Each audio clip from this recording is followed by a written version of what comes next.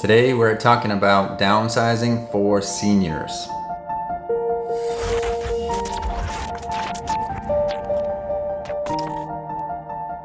Welcome back. I'm Clinton Poitra. I'm a realtor with HomeSmart in the Phoenix, Arizona area. We're talking about downsizing for seniors. But before we get into that, we're going to go over some of my professional career and kind of give some more context to this video. I've worked in physical therapy for 13 years, and for the last few years of it, I was doing home health. So I've worked very close to the aging populations in their homes and have seen some safety concerns and actually worked with these guys with these same safety issues. So first thing, we're going to go over some safety concerns you may have or may have seen with your parents or your older ones, grandpa, grandma, over a few days, weeks, or even months, and discuss some possible solutions to help mom and dad. We'll go over some ideas to keep mom and dad in place, or if selling the home is the right choice and the safest choice, we'll go over some ideas and some different ways you can go about that. So there might be some things that may be cause for concern that you've noticed, maybe some forgetfulness, some neglect around the house, neglect with themselves, and some chores around the house, maybe the yard. There's some neglect and some home maintenance neglect as well. And another thing that could be easily overlooked is maybe you've noticed they wearing the same outfit for the last few days or even a week. Another thing that could cause some sort of the neglecting maintenance or home chores would be a recent fall where they now have some fear of doing some regular activities which before were easy but now are a little more fearful of just doing those activities because they're just not confident in their abilities. And they're not really limited to just those things, but it's just anything that's been noticed that could be cause for concern. There really isn't a complete list of things that's happening or that they're avoiding. It's just what's changed. There's something that's different and they aren't quite acting the same. There's definitely a change in the activity level. These all may point to some sort of decreased physical abilities. We are by no means diagnosing any sort of disorder, we're just noticing some sort of decreased physical activity. So you guys have noticed this decreased physical activity, some house neglect, some chore neglect, and even could be personal hygiene neglect. Everyone has decided that a change is probably needed. If selling the house is typically not in the cards right away, and it typically won't be the first choice, especially if they don't want to move and they are doing well cognitively, it's just a decreased physical ability that's causing the fearfulness. The easiest solution would be to hire a caregiver. So a caregiver can come over and do some light activity. By light, I mean just do some light cooking, some light cleaning, and maybe even some groceries if that's something they would do. If this was a route you guys would take, you'd have to call them and see what kind of services they offer. Also, an easy one would be to get the neighbor kid to do some yard work, pay him $20 to keep it good every week.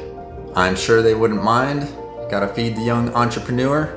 There's just not enough money to pay for a caregiver that could take care of this light upkeep and some light maintenance around the house. Not the caregiver company, but some sort of maintenance company or a handyman or the neighbor kid. A reverse mortgage might be something to consider to help offset some of the costs of having a caregiver and a yard guy and some house maintenance that's been neglected. If you have any questions about that, I'm sure I can get you in touch with a mortgage company that could answer some of the questions and see if that's the right choice for you. Also, if one parent is having more difficulty cognitively, there are other services like adult daycare that would be with the parents that you just drop them like a regular daycare. You just drop them and they would interact and socialize with them and do activities and all that. If that's another thing that would interest mom and dad, so that one of the mom or dad can go out and actually do the errands and take care of the house stuff. Let's say mom and dad are in agreement and everyone decides selling the house is the best choice. Where do they go? Well, they can move into the house of a family member or one of the children that's agreed to take the parents on. But if there's no room for mom and dad to move in, what a solution would be to sell both the homes and get the proceeds and buy a bigger house, preferably a single level, with the proceeds of both homes. With the proceeds from both homes, you could buy a house and have it modified to fit the aging parents' needs, like the wider door frame to get more wheelchair walker through, a bigger bathroom, you know, just different modifications that would make life a little easier, a little safer. Or find a home that has an in-law suite or a casita or guest house of some sort. I've seen some new builds that have this as a standard feature, and some of the suites or in-law suites or casitas are very nice.